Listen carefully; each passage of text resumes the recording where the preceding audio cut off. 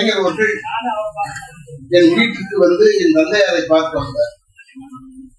அப்போ வெளியே போகும்போது அப்ப முதலமைச்சராக இருக்கிறார். இப்ப வெளியே போகும்போது எங்க ஐயா ஓடி போய் வெளியே கதவு திறந்து 2 கதவு திறந்தார்.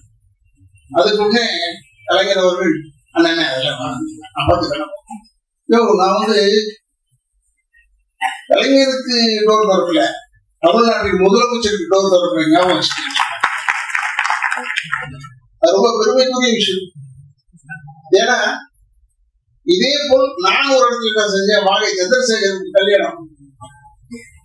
அதுல பேசும்போது என்ன செஞ்சுட்டேன், இன்னைக்கு தமிழ்நாட்டுல முதலமைச்சராக தகுதி முகத்தில் இருக்கிறது பார்த்தா சகோதரி ஸ்டாலின் அவர்களுக்கு தான் இருக்கிறதுன்னு சொன்ன அப்ப இப்ப அவர் முதலமைச்சர்.